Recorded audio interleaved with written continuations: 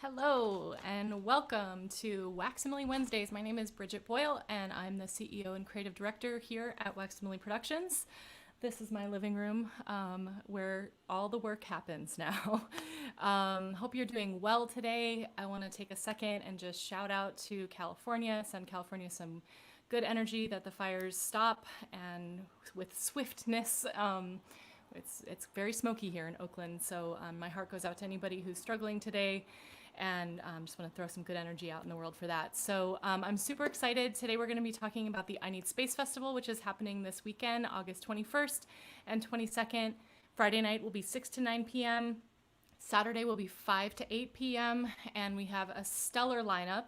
And today I'm super excited to have Blxck Cxsper with me, who's the founder of Trans Ternderz, which is a wonderful record label doing some incredible work. So I'm so glad you're here. I want to start out by sharing this brand new commercial that we made for I Need Space. The lovely Sarah Morgan edited it together, and just so you get a sense of what I Need Space is, I'll go ahead and share that. Here we go.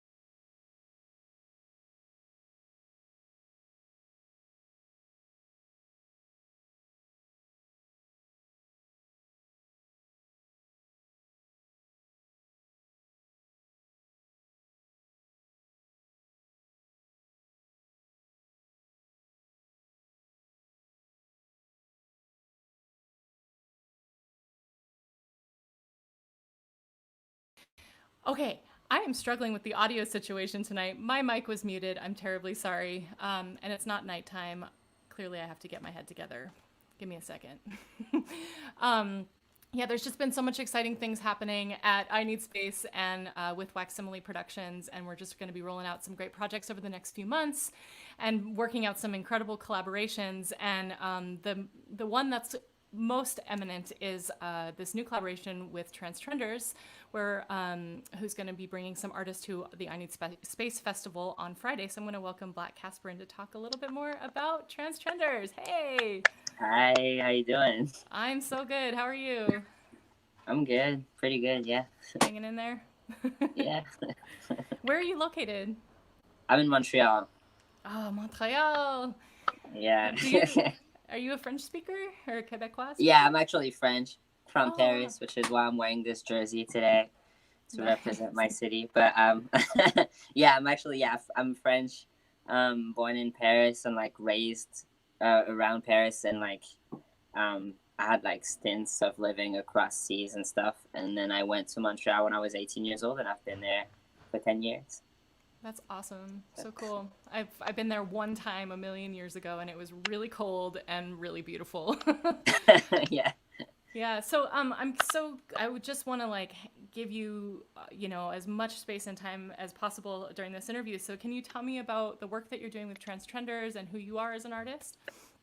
Yeah, so Trans Trenderz, yeah, it was founded in 2016. So we're a record label for trans artists. More specifically, right now we're focusing on Black trans artists. And so we're trying to like, we have this initiative called the Ghostly Beats Project, which pairs our artists with industry professionals, like Grammy caliber professionals, and to give them like everything they need to like record a song and everything without the artist having to pay for anything. And as a record label, we work differently than other record labels because we don't take royalties from the music, and we also don't take the ownership of the songs away from the artist. We take a 10% booking fee and we split merchandise sales. So yeah, that's kind of, it's run by artists, obviously, because like I'm an artist.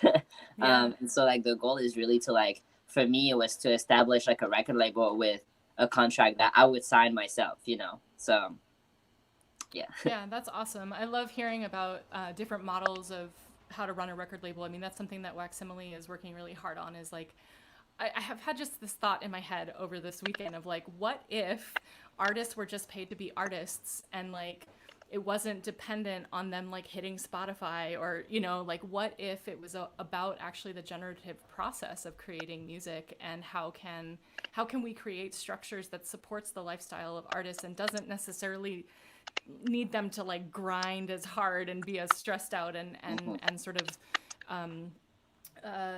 like underneath the industry. I mean, it's the industry is this like monster of a thing that I feel like we all need to work together to restructure it and reformat it, because it's clearly, I mean, when you think about like one of the things I've heard recently is that there's no radio royalties paid in the United States in like three other countries, which include like Russia and Iran and North Korea. So it's like where like the terrestrial radio like somebody like BB King, for instance, had to gig forever because he didn't get paid royalties for his performances because he didn't play original music. And so that's just so backwards to me. It's like the music that brings us to life every single day is like not paid for, and it's paid for in different ways than it.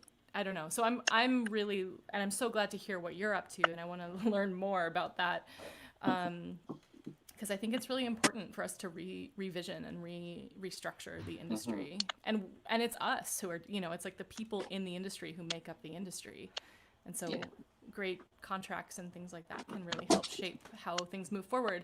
Can you tell me about the artists that we'll be hearing on Friday night at the I Need Space Festival? Yeah, so you'll be seeing Apollo Flowerchild and Heather Hills, who are two artists who are completely different, because not two artists are the same on the label, and we don't focus on a specific genre, because no gender, no genre. That's how I see life.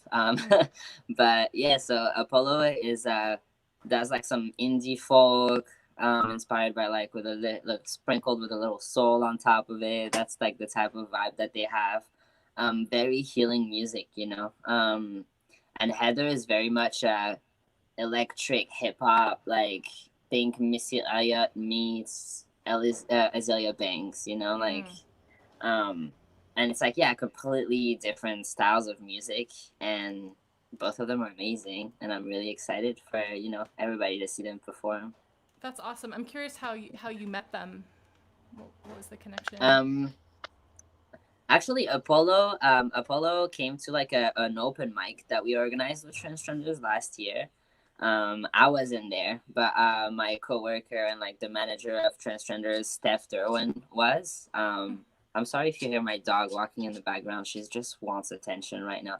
Well, Steph is actually But here throwing us some faces. So. yeah, I see Steph. Hey, but yeah, so Steph met Apollo at an open mic, and yeah, it was just Apollo is amazing. So it's like, how can you not fall in love with their music right away, right? So it's like it didn't take much convincing for us to be like, hey, you know, are you interested in a record deal? But that was before the Ghostly Beats project. So Apollo has been here before we've had any resources. And then when the Ghostly Beats project started, I already knew Heather, because I already knew Heather because I've seen her perform. I can't remember exactly the first time we met because I feel like it's been a while. But Heather was like nominated at the Trans Ternderz Music Awards, and I also brought her on stage with me at the Queer Liberation March in New York City at the rally. It was awesome. Like a good show at like Central Park and stuff. It was dreamy. And Heather went on stage with me for that show. And yeah, when we got all the resources and it was time to sign artists, like Heather is one of the first people who came in my head because she's amazing. And I feel like, you know, she has a very specific style and a very specific brand that's already very well established. And all she needs is, you know, a team behind her. And so that's why, yeah. So that's the first two artists. And then we have 3 more that we signed more recently. And, you know, we might be talking to somebody else too. Fingers crossed. You know? Yeah. The roster builds. That's so exciting. It's so exciting. I was digging in on your website and I just love all the work you're doing. And I think it's such important work and, you know, uplifting incredible queer musicians is like I just feel like there's a way that like queer musicians tell stories and write music and create music and have like the experiences are just like there's more like grit and juice in it and totally. And honest, like there's like this vulnerability and honesty that I find like mainstream sort of cis straight hetero people don't necessarily capture in the same way. So I find it really compelling. Great. And there was, gosh, I could dig in on like the structure of your label. I'm so interested in what you're doing. And so I'm curious, can you let people know how to support the artists? I heard you're doing like a fundraising campaign right now? Yeah, so we have a GoFundMe platform because as you can imagine, like, first of all, I'm a Black trans migrant and I found out like last month that I no longer qualify for government help. So I'm broke and I'm struggling to even think like, how am I going to make rent next month, you know? And that's the reality of Black trans people. And I think a lot of people don't expect when you get visibility and you're a Black trans person, oftentimes that visibility doesn't bring you any safety. It makes it worse, you know? Like more visible means you're like more susceptible to like just the outside world, especially when you're not getting like compensated properly. And so right now Trans Trenderz it's tough because we don't like the label itself doesn't make money unless the artists make money via bookings, merch sales and everything. And it's COVID right now, so it's not like there's much bookings. But you know, so it's a little tough. And so that's why we have a GoFundMe, because also we know that we're aiming to like release the first songs out of that Ghostly Beats project initiative mid to late September. And when those songs released, like until they're released, you know, when they release, like we want to make sure, you know, they get listened to by people, because it's like it's cute to like record a song in a fancy studio and have fancy engineers mixing it and stuff. When I mean fancy, I mean white and rich. That's what fancy means to me. But you know, it's like you can record a song like that, but then it's like most of the time it doesn't. You can have your song, but then nobody's gonna, you know, invite you to play shows. Nobody's gonna like stream it. People are gonna be like, "Oh, you trans? Like, I'm not listening to that." And people just see us as like a financial risk, you know. And so for us, that's why we have this GoFundMe, because it's like we need the label to like become sustainable, so that before, like, you know, we can pay for a PR team. We can, for example, we have 2 of the artists that we recently signed that are not in New York, that we're flying to New York, like all expenses paid, so that they can come and like record their song and like, you know, work with the rest of the team. And so we want to make sure that, you know, we can keep providing those services Yeah. and that we don't have to wait for like the songs to drop and actually like money to start coming in. We want to start the work now, and it's like any business, it's like we're a small business, right? And any business needs like startup capital to begin. And so that's kind of why we're raising money for. Also, yeah, it's like a lot of things like PR, flying people. My computer is dying, and the day it dies, we're in serious trouble. So, Oh no. it's like just things like that. We want to make sure that, yeah, this keeps going, because we have to build momentum, and we have to like ride the wave that we're in right now, so that we want to, we want to make the Grammys in 2 years. So Yeah, we gotta rad. hustle. More power to you. That's awesome. I,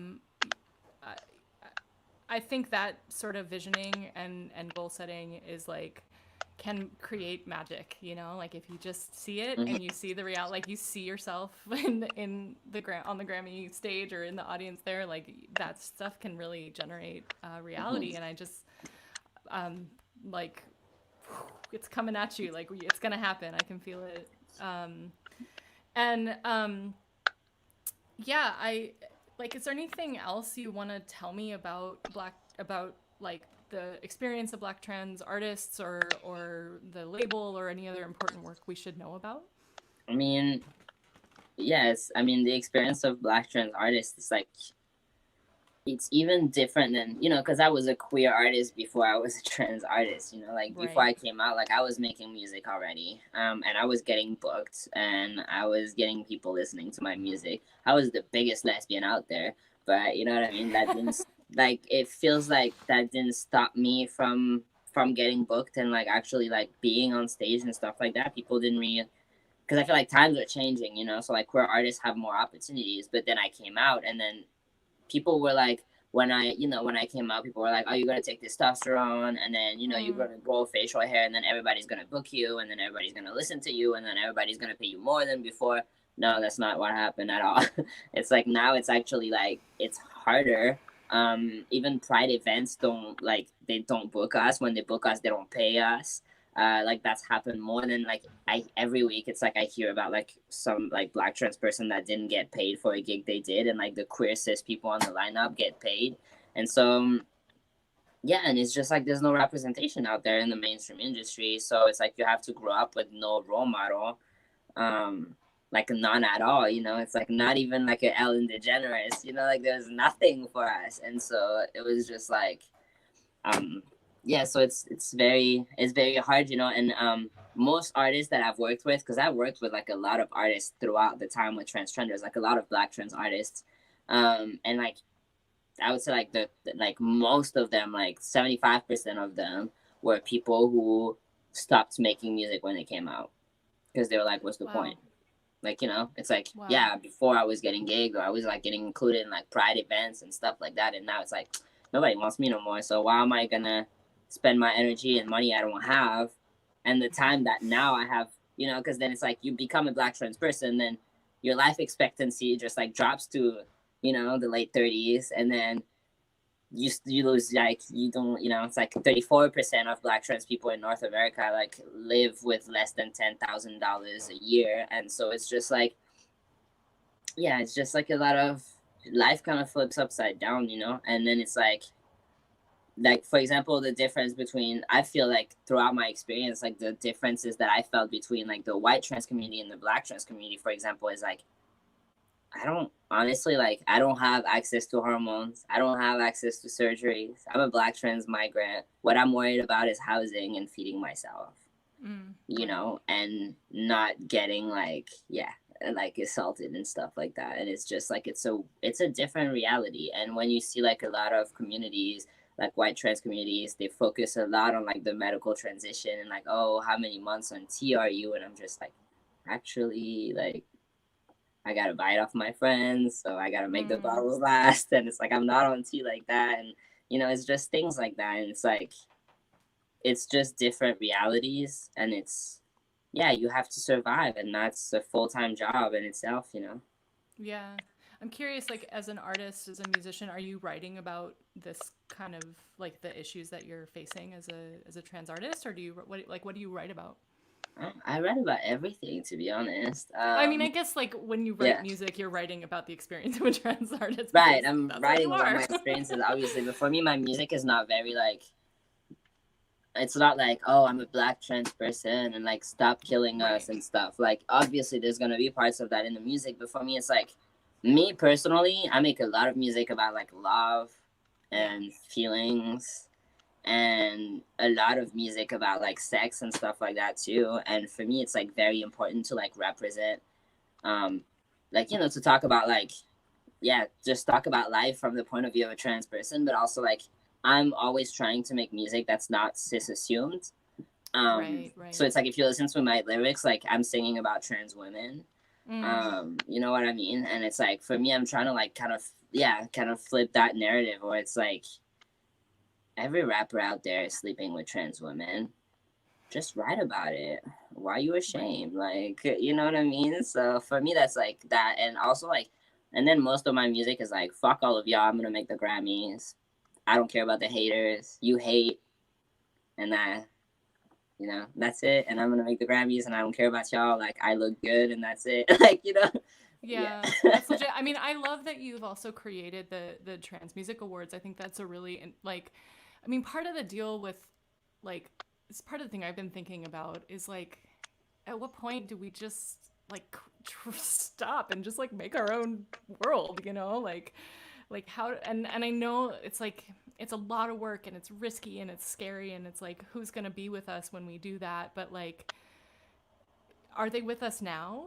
You know, not that I'm not trans, but like, you know, like sort of speaking like of the, I don't know. I wonder about that. Like, No, totally. I remember one day I had a meeting with some record label A&Rs. It was like it was like a meeting at the festival that I was like doing like a workshop at, and like they invited the artists to meet with like, yeah, a bunch of record label A&Rs and ask questions and like see the process and stuff. And I heard them talk, and I was just like, but y'all are gatekeepers. And then I was like, so how about trans people? Y'all sign trans people? And they were like, we don't care about your gender. And I was like, no, but that's not what I'm asking. I yeah, don't give a fuck if you care about my gender or not.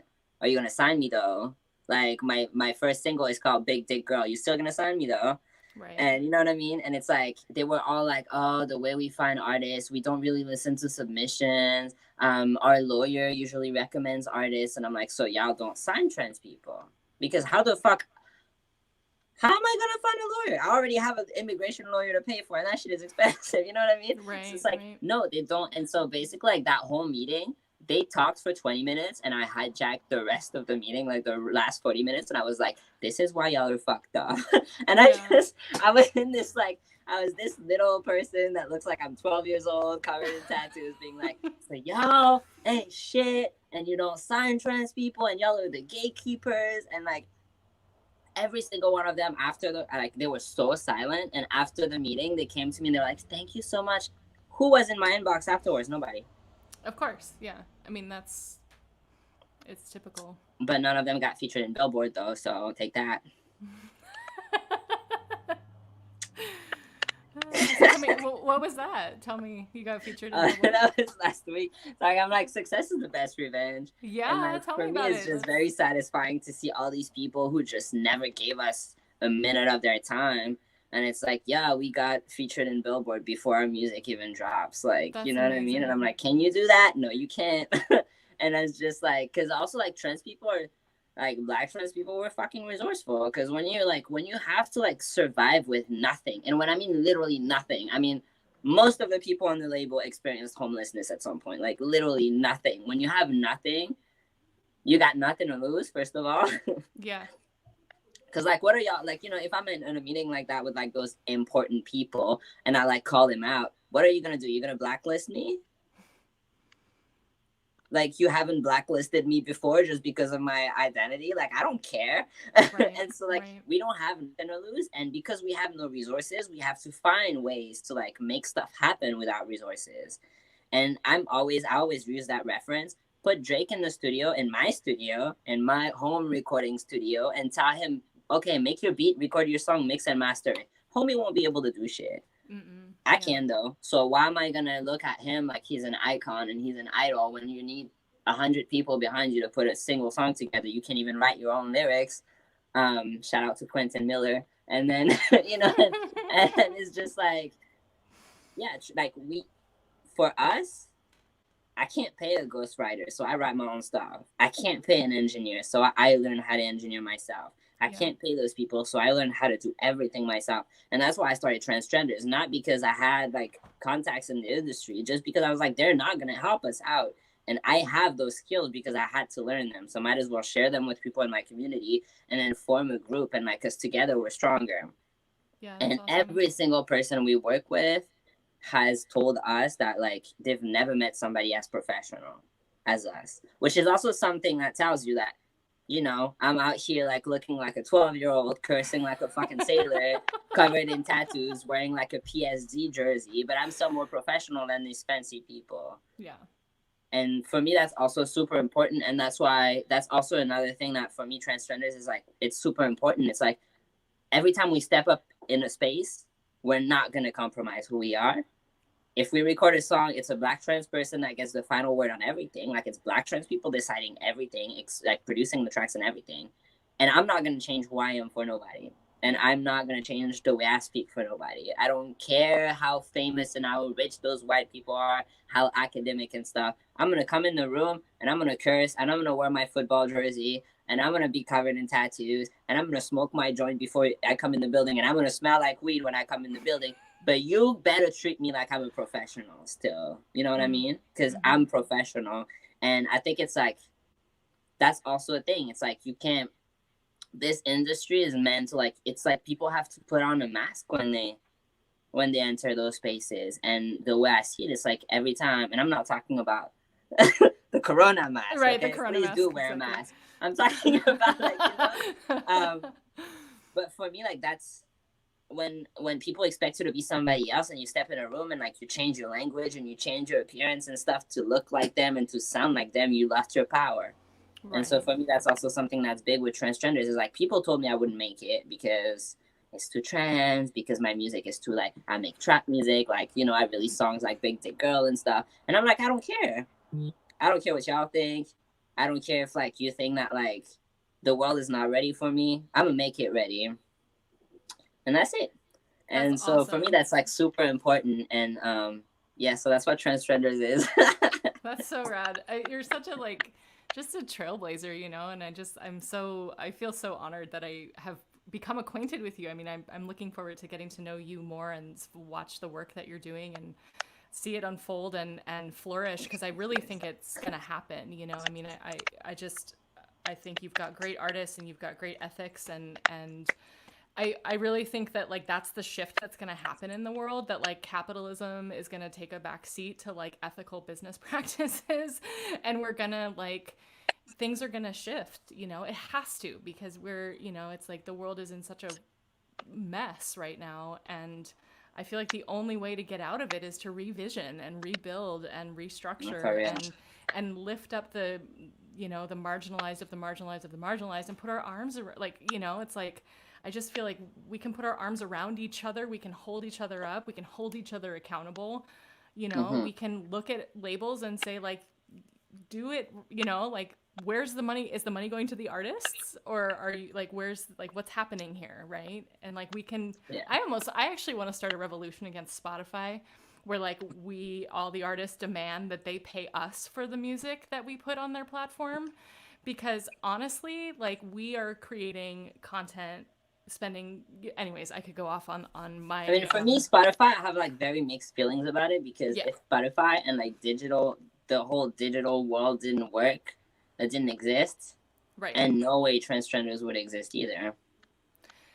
Well, that's the thing, right? I mean, it's like social media and all the digital distribution and the accessibility of music is like all at once the best thing that's ever happened to the music industry, because people who don't have label representation or who don't have, you know, resources or whatever to be able to put the marketing dollars in to get on Billboard, like, now can, you know, like there's there's access. And at the same time, I feel like there's a real imbalance that still needs to be eradicated. Like, we need to fix it. Like, it needs to shift, because it's unsustainable. And And I think it makes artists make music in a way that isn't like, honest. Yeah, mainstream artists, it's like, especially like, I'm sorry, but like the US, y'all are going through it years, a couple of years, more than a couple of years, where like, I'm sorry, but the mainstream music is not great right now. It's like ever since trap was created, and then like that was exciting because there was a whole new sound. Like Drake came up with a whole new sound, like Cardi B came up, Migos came up, and now it's like they're all up there and it's nothing new, and you're just like Right. waiting for something new to happen. And I sincerely believe that like music can change the world, first of all.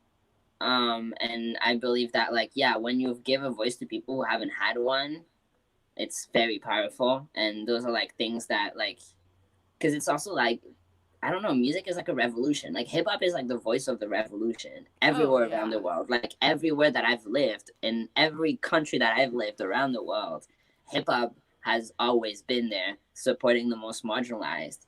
And who are the most marginalized nowadays? Black trans people.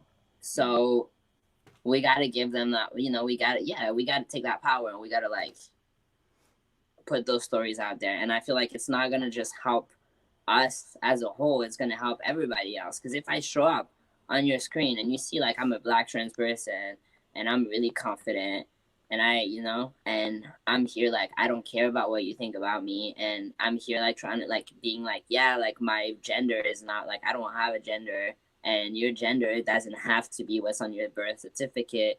You can explore, like gender doesn't really exist. And like if we bring those narratives to the mainstream industry, it's not just going to help us, it's going to help everybody. Because even when you look at the mainstream industry nowadays, it's like up until you have a certain amount of money, you better not become a bit androgynous. Right. It's okay for Young Thug to wear dresses, or for Migos to wear like skinny jeans and like nail polish, but don't do that in the hood though. And so for me, I'm like, I feel like there's a point where like, if we get to a certain level, I have a feeling it can really influence people in a positive way, and it can change that whole, because it's self-hate, when people don't allow themselves to explore outside the gender, when people feel threatened by people who are free and who are confident, it's self-hate, it's insecurities, that's all it is. And musicians have that power to uplift people. Like every time I feel down, the amount of like records that helped me feel more confident in myself, because I'm like, I'm not alone. Yeah. And I feel like it's different. For me, it's different. Like Black trans musicians can be even more powerful than Black trans actors or Black trans models, because you're not speaking a script. Right. You're actually speaking your story. And music is super emotional. You can't make music and not open up yourself up in a way that's like, when I make music, I'm more vulnerable than I am with my friends almost. Like some shit I say in my music, I can't, it's hard for me to tell. I call my friends and tell them that. And music is powerful. And I don't know, I'm just thinking about like what my life would have been like if I had grown up with like a role model, being like, there's Black trans people out there. Like maybe I wouldn't have had to wait until I was 22 years old to find out that no, I could be trans. Like the first trans masculine person I ever met, I was 18 years old, and like he killed himself, and that was the only trans role model I had. And when the only trans role models you have are like suffering, you don't have any image of Black trans people thriving. You don't know what that looks like. And now we're just starting, like before Laverne Cox, that didn't exist, you know what I mean? Right. And so it's very important to like show that, yeah. And especially because music, it's like, it's all about the voice and stuff. And it's not like, it's like you don't have to look a certain way or, so, yeah, I don't know. Music is powerful, and I believe, we're going to change the world, and people can get on the wave. They can surf the wave with us, or they can stay on the beach and get swallowed by the tsunami. It's your choice. Yeah, absolutely. I love it. Yeah, that music is the universal language of like existence, and we all have our stories, and all the stories need to be heard, because we need connection, and if we connect with each other, we can support each other. Okay, cool. This has been like the best way to spend a Wednesday afternoon. I'm so grateful that you were able to be here today, and that I'm Thank you for really having looking me. forward to hearing Apollo Flowerchild and Heather Hills on Friday at 8 p.m. 8 p.m. Pacific time. The Trans Trenderz slot. And I just want to also announce officially that Waxsimile will be contributing 15% of our income from the festival to the Trans Trenderz artists. So that's exciting. And if anybody wants to contribute to the GoFundMe, it's here on the screen. I'll also throw the link in the chat, and you can check that out. And Don't buy coffee tomorrow morning. Send us the $5 instead, because if you want to be an ally, you got to give up some stuff. yeah, And that's how. Also, yeah, I wanted to like just make sure people know that you can't give somebody a slice of a cake that you already ate. You want to give somebody a slice of your cake, you can't eat the whole cake. So leave a slice, tomorrow morning or something. You want to go get McDonald's, be like, yo, maybe I'll just like eat what's in my fridge instead, and that money that I would have spent on McDonald's, I'll send it to Black trans people. I've contributed money, and I'm a broke ass Black trans migrant. You can do too. Right on. I support that. That's a really good way to think about it. Like when you're about to put that $5 toward a coffee, just send it to a Black trans person. That's perfect. We need coffee too. Sorry. Gotta stay Damn awake, right. dude. And like good coffee. None of this crap coffee. Like legit coffee. Okay, rad. So if anybody has any questions, you can check out transtrenders.com. That's the Trans Trenderz website. And again, join us on Friday night for the I Need Space Festival. We'll kick off at 6 p.m. with Eli Conley. And then we have Madeline Finn at 7 p.m. This is all Pacific time. And then the Trans Trenderz slot with Apollo Flowerchild and Heather Hills at 8 o'clock. And then on Saturday, starting at 5, we have Skip the Needle, who's an incredible group, rock and raw group. And then Rooster Blackspur, who lives in Truth or Consequences, New Mexico, which is really a cool place. And then Zoe Bookbinder is closing out the festival this year, or this time. It's our 6th festival, which means we've been in quarantine for 6 months. What? Not everybody. Not everybody. Looking at people outside, be acting like they're not in quarantine no more. Right. Ugh, it's scary. Well, again, thank you so much. It's so lovely to connect with you, and you're a wonderful human, and I'm really looking forward to working with you more and seeing what happens. Cool. I'm going to remove you from the stream, and then I'm going to say a couple more things, and then, see you next time.